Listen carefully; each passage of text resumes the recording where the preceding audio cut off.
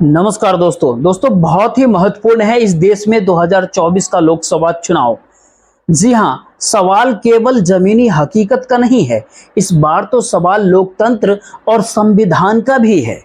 आम जन लोगों से जुड़ी हुई मूलभूत जरूरतों के सवाल के साथ साथ इस भारत देश में जितने भी मुद्दे इस 2024 के लोकसभा चुनाव के समय उठे हैं, शायद उन मुद्दों को एक साथ इस भारत देश के भीतर अगर समेट लिया जाए तो यकीन मानिए बीते 70-75 साल की राजनीति छोटी पड़ जाएगी। क्योंकि जिन सारे मुद्दों के आश्रय इस भारत देश की राजनीति खुद में परिवर्तन कर रही है, सियासी दल खुद को बदलते हुए दिखाई पड़ रहे हैं और वैसे में राजनीतिक तौर पर सत्ता अपनी दशा और दिशा जिस नए अंदाज में प्रकट कर रही है, सभी पर तो फैसला इस चुनाव के भीतर ही होना है। और कल एग्जिट पोल का दिन है, यानी कल 1 जून जब 6 बजे शाम को आखिरी चरण का वोटिंग मतदान खत्म होगा इस देश में, उसके बाद तमाम न्यूज चैनलों के ऊपर एग्जिट पोल रेंगने लगेगा। तो न्यूज चैनल अपने तौर पर एग्जिट पोल नहीं करता है, वह तो सर्वे करवाता है दूसरे कंपनियों के जरिए। और दुनिया के भीतर अलग अलग प्रोडक्ट्स को लेकर के सर्वे खूब होते हैं और आपको इस बात को जान करके हैरानी होगी कि दुनिया की सबसे बड़ी कंपनियां जो बाजार को लेकर और उसमें आने वाले किसी भी प्रोडक्ट को लेकर जो सर्वे करती है वो बहुत ही सटीक बैठता है। और वैसे दुनिया भर में वही सारी कंपनियां अलग अलग देशों के भीतर चुनाव को लेकर के भी सर्वे करती है। और भारत देश के भीतर भी अंतर्राष्ट्रीय स्तर पर जो कंपनियां हैं, अगर उसकी मेहताना देने की स्थिति अगर किसी राजनीतिक पार्टी के भीतर है तो वह उन्हीं से सर्वे करवाते हैं। और ऐसे में जर्मनी की सबसे बड़ी कंपनी जो इस क्षेत्र में माहिर है, उसी से सर्वे भारतीय जनता पार्टी ने करवाई। इस भारत देश के भीतर में अलग अलग सर्वे करने वाली कंपनी कहें या फिर उनकी अपनी राजनीतिक समझ कहिए, सब कुछ तो कल टीवी स्क्रीन पे रेंगेगा। लेकिन सवाल है उस एग्जिट पोल के भीतर क्या सच में वो तस्वीर होगी जो 4 जून को चुनाव परिणाम के दिन की तस्वीर होगी, या उससे कुछ हट करके कुछ नई सोच होगी, या फिर उस धुंधलेपन को वह गायब ही कर देगा कि आप 4 जून का इंतजार क्यों करें, जो 1 तारीख को हम दिखा रहे हैं वही असल सच है। ये सारी परिस्थितियां एक ही झटके में कल एग्जिट पोल आने के बाद तमाम बहसों के भीतर गूंजेगी भी। लेकिन सबसे पहला और सबसे महत्वपूर्ण सवाल तो इस दौर में यह है कि कल शाम जब आखिरी चरण की मतदान खत्म होगी तो क्या इलेक्शन कमीशन, क्या चुनाव आयोग उसका परसेंटेज फाइनल देने की स्थिति में होगा कल, जिस समय एग्जिट पोल टीवी पे रेंग रहा होगा। क्योंकि पहले 6 चरणों के मतदान में ऐसा नहीं हुआ, यानी कल शाम 6 बजे के बाद जो एग्जिट पोल टीवी स्क्रीन पे रेंगने लगेगा, उसमें 7वें चरण में जो 57 लोकसभा सीटों पर मतदान हो रही होगी, उसका आखिरी परसेंटेज कितने वोट पड़े हैं, क्या चुनाव आयोग, इलेक्शन कमीशन ये सच में बता देगा, या बीते 6 चरणों के मतदान के आखिरी 7वें चरण की भी औपचारिकता इस एग्जिट पोल के जरिए निभा ली जाएगी। ये सवाल इसलिए भी इस दौर में काफी महत्वपूर्ण है क्योंकि अगर पहले चरण के मतदान से लेकर छठे चरण के मतदान तक की स्थिति को एक पल के लिए आप इसको समझ लीजिए। इसको समझना इसलिए भी महत्वपूर्ण है कि किस तरीके के अंतर पहली बार इस देश के चुनाव में आया। ध्यान दीजिए, 19 अप्रैल पहले चरण की वोटिंग, इस 19 अप्रैल को रात में बताया गया कि 60% की वोटिंग हुई है, लेकिन 11 दिनों के बाद यानी 30 अप्रैल को चुनाव आयोग ने, इलेक्शन कमीशन ने कहा जी नहीं, 66.1% मतदान हुए हैं। दूसरा चरण 26 अप्रैल, उस दिन रात में कहा गया कि 61.1% की वोटिंग हुई। उसके 4 दिन बाद यानी 30 अप्रैल को बताया गया जी नहीं, 66.7% की मतदान हुई है देश में। तीसरे चरण की मतदान उस दिन 7 मई को, उस दिन रात में जानकारी आई 64.64% के आसपास वोटिंग हुई। लेकिन 11 मई को इलेक्शन कमीशन फिर से कहता है कि 65.6% के मतदान हुए हैं। आखिर अगले चौथे चरण जब 13 मई को वोटिंग हुई तो उस रात जानकारी आई कि 64.6% की वोटिंग हुई। लेकिन 13 मई के बाद 17 मई को चुनाव आयोग ने चौथे चरण की जो मतदान की जानकारी दिया और कहा जी नहीं, 69.1% की मतदान हुए देश में। 5वां चरण 20 मई को मतदान हुए, उस रात जानकारी दी गई कि 60% की वोटिंग हुई है। लेकिन 23 मई को चुनाव आयोग ने कहा कि जी नहीं, 60 नहीं, 62.2% की 62.2% की वोटिंग हुई है देश में। और छठे चरण के मतदान जो 25 मई को हुआ उसमें 61.76% के आसपास 25 मई की रात की वोटिंग का परसेंटेज था, जो कि 28 मई को बढ़ करके 63.37% हो गया। तो जो 7वां चरण का मतदान है कल यानी 1 जून को, उसका क्या वोटिंग परसेंटेज होगा वो जानकारी क्या एग्जिट पोल बताने वालों के पास होगी? क्योंकि चुनाव आयोग रात में जो जानकारी देता है वो बदल जाती है, बढ़ जाती है 2, 3, 4, 5 दिनों के भीतर। लेकिन अब तो समय बहुत कम है, 4 तारीख को चुनाव का परिणाम देश के सामने आना है। तो मान लीजिए कि 3 तारीख को वोटिंग का 7वें चरण का वोटिंग का फाइनल परसेंटेज इलेक्शन कमीशन बता देगा। लेकिन यहीं से एक सवाल उठता है कि क्या सच में इस एग्जिट पोल की छवि क्या 4 तारीख से मैच कर जाएगी, या फिर इस भारत देश के भीतर जो काफी महत्वपूर्ण सवाल लगातार इस चुनाव के भीतर चलते रहे, इंडिया गठबंधन हो, कांग्रेस हो अपने तौर पर, और बीजेपी ही नहीं बल्कि देश के तमाम राजनीतिक तौर पर जो विशेषज्ञ हैं वह भी इस बात की चर्चा करते रहे हैं कि इन्हीं मुद्दों के आश्रय यह चुनाव हो रहे होंगे। मसलन दलित वोट किसके पक्ष में पड़ेगा जब मायावती साइलेंट है इस दौर में?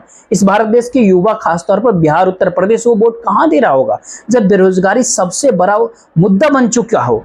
कर्नाटक, तेलंगाना, हिमाचल प्रदेश में कांग्रेस की सरकार आ गई तो वहां पर क्या कुछ हो रहा होगा? जो अभी पॉलिटिकल छत्रक है अपने तौर पे ममता बनर्जी, नवीन पटनायक, जगन रेड्डी, इन तीनों का क्या होगा चुनाव परिणाम आने के बाद? क्या सच में बीजेपी इनको मात दे देगी? महाराष्ट्र के भीतर असल शिवसेना कौन है, यह भी तो इस दौर में सवाल था। तो उसमें क्या कुछ निकल के आएगा 4 जून को? केजरीवाल का जेल से बाहर निकलना क्या आम आदमी पार्टी को लाभ पहुंचाएगा, या जेल में रहना, जो हेमंत सोरेन जेल में है वो जेल में रहना कहीं वो लाभ पहुंचा देगा झारखंड के भीतर झारखंड मुक्ति मोर्चा को? इसी दौर में कांग्रेस ने जिस अंदाज में ओबीसी, एसटी और एससी को लेकर के जो सियासत राजनीतिक सवाल उठाए, क्या सच में कांग्रेस का पुराना वोट बैंक उसके पास खिसकते पहुंच गया? ये सारे सवाल हैं इस दौर में, और इन सारे सवालों के छत तले सबसे बड़ी बात इस दौर में यह है कि दरअसल इस एग्जिट पोल के भीतर होगा क्या। अलग अलग सर्वे जो इस दौर में निकल करके सामने आया उसकी जानकारी दिया। दुनिया में सबसे बड़े कंपनी के तौर पे जो जर्मनी की एक कंपनी है वो अपने तौर पे काम करते हैं, वो उसने भारत के चुनाव को लेकर के भी काम किया। इसके अलावा कई दूसरी कंपनियां हैं जो इस दौर में अलग अलग न्यूज चैनलों के लिए सर्वे करती है और उसके एनालिसिस करके चैनल को देती है रिपोर्ट, और चैनल उसको दिखाते हुए डिस्कशन करता है। यही तौर तरीका है एग्जिट पोल को लेकर के, यहीं पे डिबेट होता है। अब सवाल होता है क्या सच में 2024 लोकसभा चुनाव के एग्जिट पोल के भीतर जो 3-4 बातें नजर आने वाले हैं उसमें भारतीय जनता पार्टी को पूर्ण बहुमत क्या सच में हर एग्जिट पोल के भीतर मिलने वाला है? ये पहला सवाल है। ये सवाल इस दौर में इसलिए भी बड़ा है कि दूसरी ओर इंडिया अलायंस या इंडिया गठबंधन ये इस बात का दावा कर रहा है और आज भी किया है कि हम सत्ता में आ रहे हैं, लेकिन वहीं दूसरी तरफ भारतीय जनता पार्टी अपने तौर पर लगातार ये बात कह रही है कि हम हैट्रिक बना रहे हैं। अब सवाल एग्जिट पोल की तस्वीर का होगा, जो हमें जानकारी निकल करके मेरे पास जहां तक पहुंची वो इस दौर में इसलिए काफी महत्वपूर्ण है कि किसी भी एग्जिट पोल के भीतर आपको भारतीय जनता पार्टी 272 सीट नहीं पहुंच पा रही है, ऐसी परिस्थिति हो सकता है आपको दिखाई नहीं पड़े। केवल एक एग्जिट पोल में ऐसा होगा कि नीचे की जो नंबर होते हैं, संख्या होते हैं, जो ऊपर की संख्या होते हैं उसके नीचे का नंबर 272 के नीचे हो। उसमें पहले डिजाइन में आता है जहां पर भारतीय जनता पार्टी क्राइसिस में है, वहां पर 256 से लेकर और नीचे 256 और ऊपर में 274 सीटें। दूसरे में आ रहा है 276 ऊपर में, यानी 272 का जादुई आंकड़ा क्रॉस करना, और उसके बाद 296 सीट ऊपर की, यानी फिर 303 की सीट के करीब पहुंचने की स्थिति में। लेकिन एक और आंकड़ा बताता है कि बीजेपी 300 सीट जीत जाएगी अपने बूते, यानी कांग्रेस अपने तौर पर 100 के आंकड़े को भी छू पाएगी या नहीं छू पाएगी, ये सबसे बड़ा सस्पेंस केवल भारतीय जनता पार्टी के आकलन करते समय आपके मन में होगा। और ये आकलन इस दौर में इसलिए काफी महत्वपूर्ण हो गया है, क्या सच में इस बार भी 100 के आंकड़े को कांग्रेस नहीं छू पाएगी? ये काफी महत्वपूर्ण है।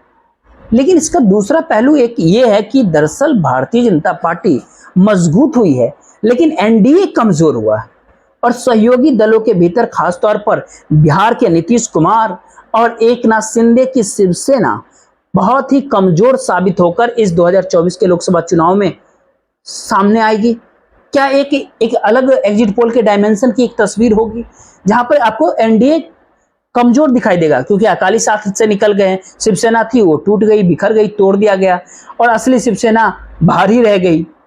नीतीश कुमार साथ में रहे फिर बाहर गए, इन सारी परिस्थितियों के भीतर वो साथ है नहीं और एनडीए कमजोर इस दौर में हो रहा है।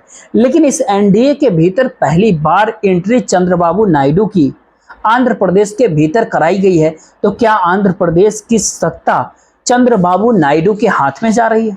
और यहां एक बात और इस एग्जिट पोल के भीतर जो सामने नजर आने वाला है वो ओडिशा की सत्ता और आंध्र प्रदेश की सत्ता, जहां पर विधानसभा के चुनाव भी साथ हुए हैं लोकसभा के साथ। और इसमें उस एग्जिट पोल के भीतर इस बात को समझा गया है कि अगर राज्यों के चुनाव लोकसभा चुनाव के साथ हो रहे हैं तो फिर जो लोकसभा की वोटिंग जिस अंदाज में होगी उसी अंदाज में जो है विधानसभा की वोटिंग भी होगी। यानी ये कहे कि प्रधानमंत्री नरेंद्र मोदी जब 10 जून का निमंत्रण ओडिशा की जनता को दे आए थे कि आप आ जाइएगा, हम लोग शपथ लेंगे, तो क्या एग्जिट पोल उसी दिशा में आगे जा रहा है? जो बता रहा है कि उसी दिशा में एग्जिट पोल इस बार नजर आएंगे। आंध्र प्रदेश के भीतर जगन रेड्डी की कुर्सी क्या छिन रही है या फिर बहुत ही कमजोर इस दौर में हो रही है? दोनों चीजों के बीच कुछ मार्जिन का अंतर है, लेकिन चंद्रबाबू नायडू फायदे में। अपने तौर पर भारतीय जनता पार्टी जो कहती है कि हम दक्षिण भारत के भीतर भी इस बार दरवाजा मेरा खुल रहा है, 6 सीटों पर उसने आंध्र प्रदेश के भीतर चुनाव लड़ा है लोकसभा का, वहां पर उसको यह सोचना है कि वह 1 से 3 सीट चुनाव जीत सकती है। आखिर तमिलनाडु के भीतर भी बीजेपी 2 सीटें जीत सकती है, 1 सीट हो सकता है कि वो केरल के भीतर भी जीत जाए। लेकिन ऐसे में तेलंगाना के भीतर उसको लाभ मिलेगा, उसको बहुत बड़ा लाभ ओडिशा के भीतर मिलेगा, उसे बड़ा लाभ पश्चिम बंगाल के भीतर मिलेगा।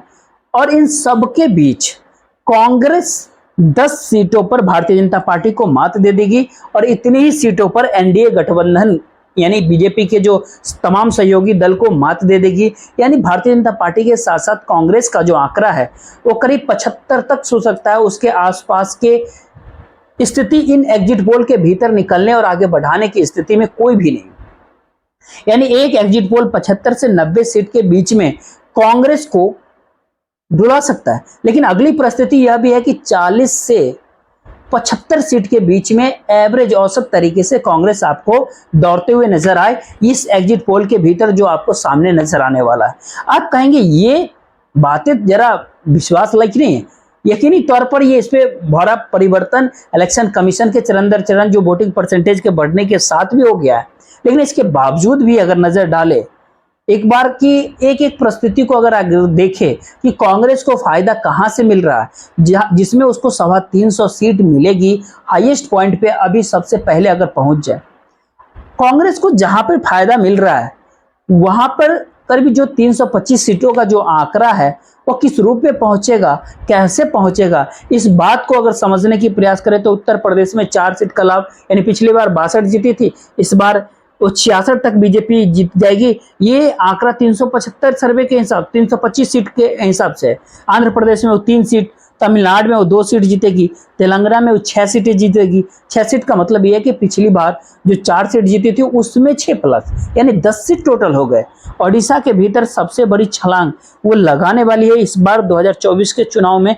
वहां पर पिछली बार वो 8 सीटें जीती थी, इस बार वह 18 तक पहुंच सकती है, यानी 10 सीटों का यहां पर भी एक फायदा। पश्चिम बंगाल के भीतर 2019 के लोकसभा चुनाव में से इस बार 6 सीट अधिक मिल सकती है, जो इन सारे 325 वाले सर्वे के नजर आ रही है। छत्तीसगढ़ में ऐसी परिस्थिति हो सकती है जो वो 11 के 11 सीट जीत जाए, ये एक छवि बन सकती है। आप पूछेंगे कि अगर सबको इकट्ठा कर दे जो हमने बात कही तो कुल मिला के 33 सीट, 33 सीट और पिछली बार 3 सीट, यानी पिछली की सारी सीटें अगर बरकरार रख लिया जाए तो हमने पहले कहा 10 सीट का नुकसान हो, तो 10 सीट कौन सा है?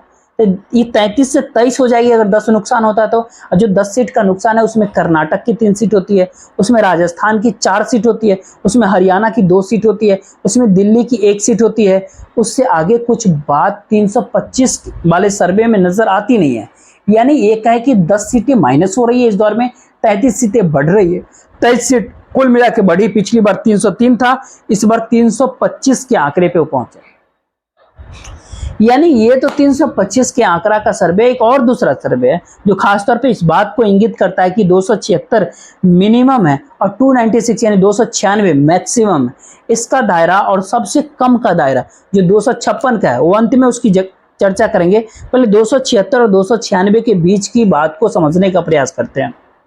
इसके भीतर सबसे बड़ी बात, एक बात और समझ लीजिए कि 67 सीट यानी 67 सीटों पर मुकाबला बहुत मार्जिन रहने वाला, यानी बहुत कम का अंतर रहने वाला। जो 2019 के लोकसभा चुनाव में 44 सीटों पे था, इस बार वो 67 सीटों पर वो स्थिति आने वाली है। उस स्थिति में सर्वे करने वाले भी फंसे हुए हैं उन सीटों पर। आप पूछेंगे नहीं नहीं ये तो गलत है, आप सीट बताइए। तो इसमें जो मसलन बस्तर का सीट कौन जीतेगा, राजनांदगांव का सीट कौन जीतेगा जहां से भूपेश बघेल लड़ रहे हैं, और बस्तर की सीट पिछली बार कांग्रेस जीत गई थी। भारतीय जनता पार्टी या फिर कई सर्वे वाले को ऐसा लग रहा है कि भारतीय जनता पार्टी इन 2 सीटों पे जीत भी सकती है। यही हाल कैराना और सहारनपुर को लेकर के, वहां भी ऐसी स्थिति हो सकती है। ओडिशा के भीतर खासतौर पर रूरल क्षेत्र में, ओडिशा के भीतर अगर हवा चल पड़ी, जो शहरों के भीतर चल पड़ी, तो फिर भारतीय जनता पार्टी वहां पर भी सारी सीटें जीतकर वो 21 में से 20 सीट जीतने की स्थिति में आ सकती है ओडिशा के। ये सर्वे अपने अंदाज में अपने तौर पे कह रहे, देश भर के अलग अलग जगहों पर कमोबेश ऐसी ही स्थिति नजर आती है। अब ऐसे में सवाल उठता है कि जो 276 का आंकड़ा और 296 का जो सर्वे है उसके बीच में जो है सो हर एक राज्यवार स्थिति क्या होती है। उत्तर प्रदेश के भीतर 65 सीट जो अलग अलग राज्य में 276 और 296 के बीच में जो आते हैं, उसका एक और क्राइसिस क्या है कि 62 से 65 सीटें उत्तर प्रदेश के भीतर जो पिछली बार 62 जीती थी। महाराष्ट्र के भीतर 22 से 25 सीटें, पिछली बार उसने 23 सीट महाराष्ट्र में जीती थी, तो अपनी सीटें वो बरकरार रख रही है। इस बार लड़ी भी वो 31 सीटों के ऊपर है। तो इसीलिए जो है उसके अनुकूल सारी चीजें हैं बीजेपी के अनुकूल, यानी गठबंधन के जो सहयोगी दल है उनके अनुकूल नहीं भी हो सकते। बिहार के भीतर वो 14 से 17 सीट, पिछली बार 17 सीट जीती थी, यानी अपनी सीटों को इस बार भी बरकरार रख सकती है।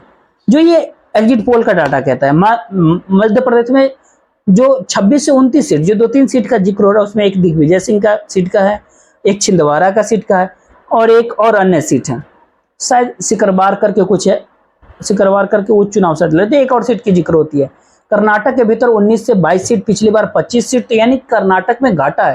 लेकिन घाटा कितना बड़ा है, इस बात का जिक्र जब कर्नाटक के भीतर कांग्रेस अपने तौर पे दावा कर रही है कि हो सकता है कि 20 सीट तक वो जीत जाए, सवाल उठता है कि जमीनी हकीकत और जमीनी धड़कनें कांग्रेस और इंडिया के अनुकूल रही है। लेकिन इन सबके बावजूद भी क्या एग्जिट पोल जो क्रिएट किए गए वो किन सारे आधारों पे, ये एक अलग बात हो सकती है, क्योंकि इसी दौर में चुनाव आयोग ने, इलेक्शन कमीशन ने वोट परसेंटेज बढ़ा दी है, तो क्या वो भी एक वजह हो सकती है। एक अलग ये सवाल है, इस पर कभी बात करेंगे। लेकिन एग्जिट पोल के भीतर कर्नाटक में 19 से 22 सीट भारतीय जनता पार्टी के हक में तमाम सारे सर्वे बताते हैं।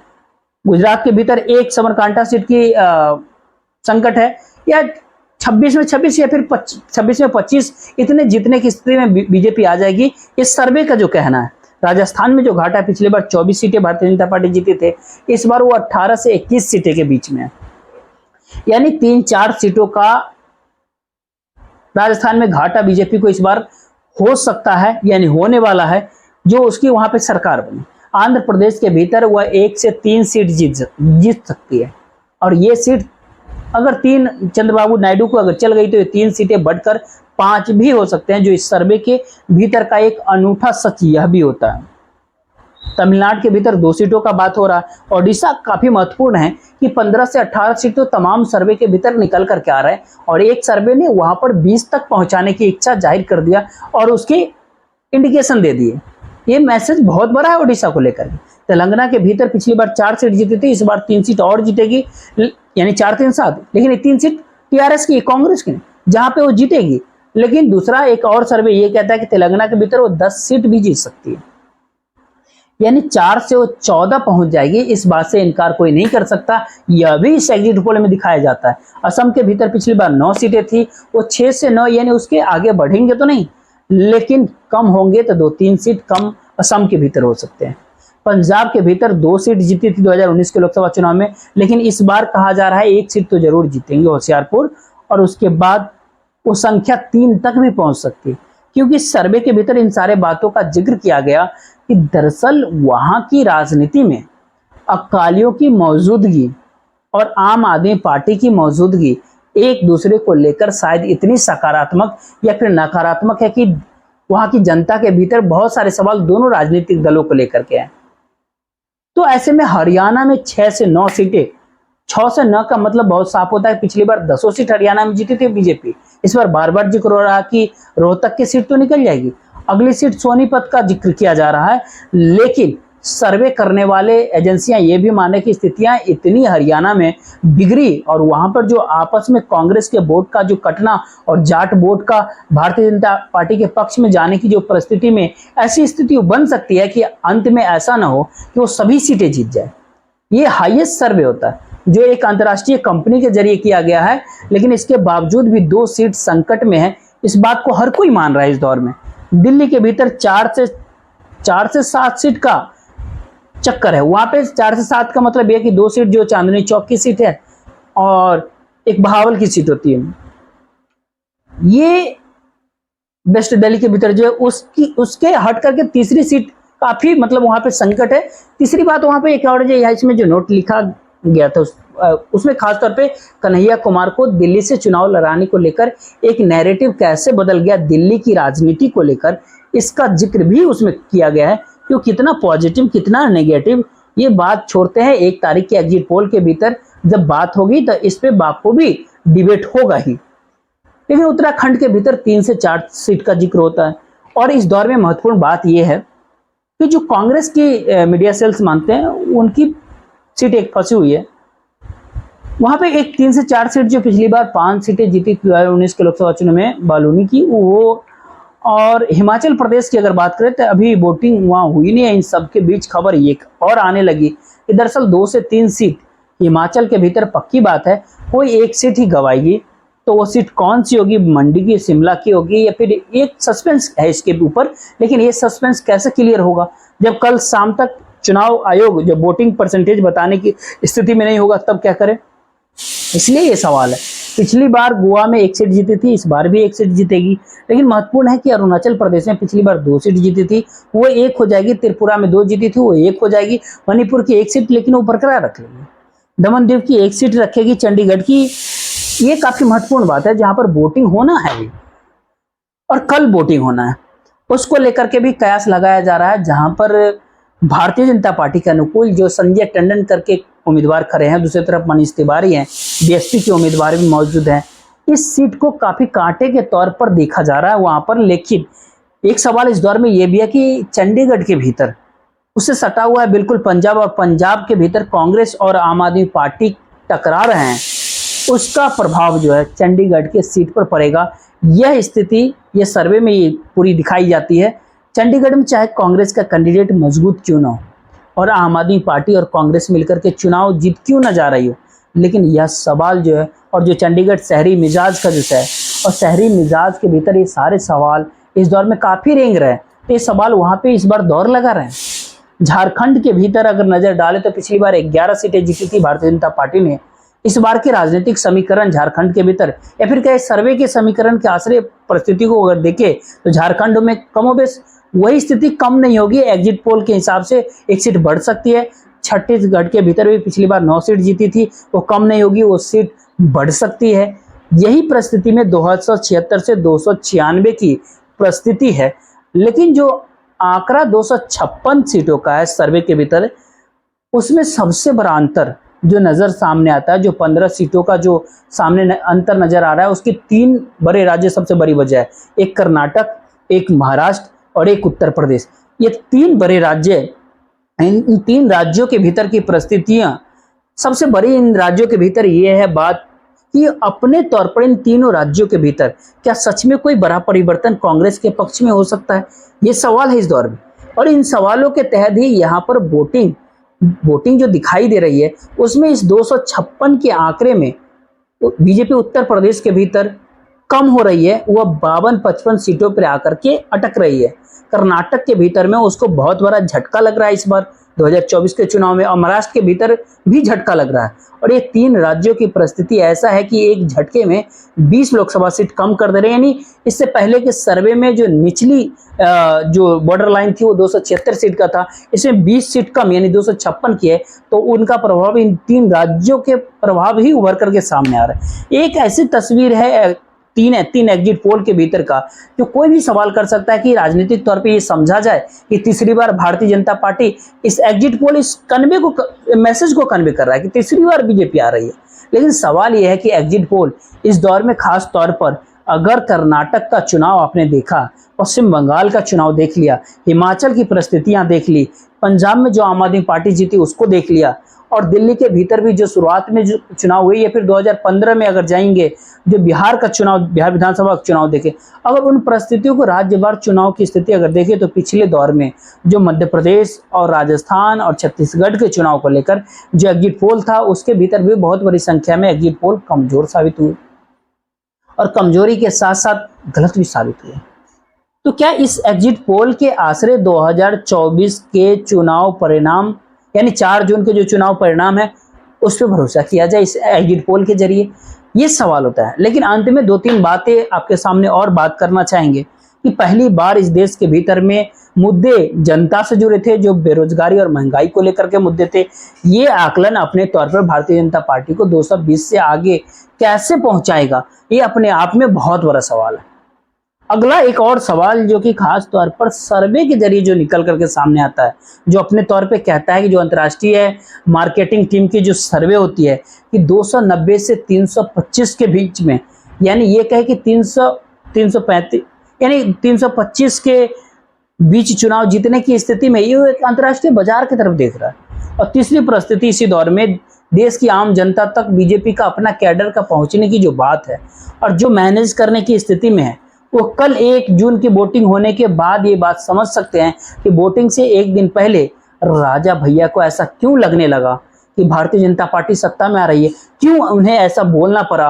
और पूर्वांचल के भीतर तमाम जगहों के ऊपर आरएसएस सक्रिय हो गई और रामायण को लाल कपड़े में लपेटकर घर घर वो पहुंच रही है, दे भी रही है और प्रतिज्ञा भी ले रही है कि पूर्वांचल की जो सीटें हैं वो कितनी महत्वपूर्ण है और वहां पर कोई असर नहीं होना चाहिए। और ये एक बात और यहाँ पर जो बात करें कि जो डाटा सामने आता है, जो खासतौर पर जो पूर्वांचल की, उत्तर प्रदेश के पूर्वांचल की सीट, जिसमें गाजी की सीट, चंदौली की सीट, बलिया, देवरिया, घोसी, महाराजगंज, कुशीनगर, इन सारे जगहों के ऊपर आरएसएस कैडर इस दौर में सक्रिय खुल करके नजर आता है।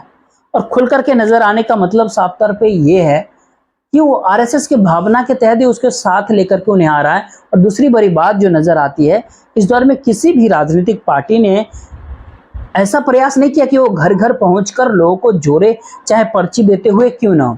लेकिन भारतीय जनता पार्टी का कैडर जो पारंपरिक तौर पर पर्चियों को घर घर पहुंचाता था, उसने अपना काम जारी रखा और कैडर कहीं ज्यादा भारी इंडिया अलायंस पे पड़ गया 2024 के लोकसभा चुनाव में। इस सारे संदेश इस एग्जिट पोल के उस रिसर्च के हिस्से के बाहर निकल करके आ रहे हैं, जो कल 1 जून को टेलीविजन स्क्रीन पे रेंगते हुए दिखाई पड़ेगा। यानी ये कहे कि 2-3 बातें बहुत साफ है कि कांग्रेस 100 के पार नहीं जा रही है। इस एग्जिट पोल के अनुसार एवरेज में, औसत में आइएगा तो 75-80 सीट से ऊपर जाते दिख नहीं रही है कांग्रेस। दूसरी तरफ भारतीय जनता पार्टी हर हाल में अपने बूते बहुमत पा रही है, और बहुमत अपने बूते पाने की बात यह है कि कुछ पिछले बार की तुलना में कुछ कम हो सकती है और बहुत बढ़ भी सकती है। ये संदेश बहुत साफ होती है। एनडीए अलायंस जो भारतीय जनता पार्टी के सहयोगी राजनीतिक दल है, वो कमजोर साबित हुए, इस बात से कोई इनकार नहीं कर सकता। कांग्रेस के साथ के जो छत्रक हैं, वो अपने तौर पर 2019 की परिस्थिति या फिर उससे कुछ जरा सा आगे बढ़ने की स्थिति में है। जो छत्रक के तौर पर न इंडिया अलायंस के साथ, न एनडीए के साथ, उसमें नवीन पटनायक कमजोर हो रहे हैं, ममता बनर्जी कमजोर हो रही है पश्चिम बंगाल में, जगन रेड्डी कमजोर हो रहे हैं, और असली शिवसेना के तौर पर उद्धव ठाकरे की पहचान जो है महाराष्ट्र के भीतर बन रही है, बढ़ रही है। यही सारे संदेश इस एग्जिट पोल का हिस्सा हो जाता है। बाकी आप अपने हिसाब से आपको क्या लग रहा है, अपनी राय जरूर रखिएगा। बाकी देखते रहिए। जय हिंद, जय भारत। वीडियो को लाइक, चैनल को सब्सक्राइब जरूर।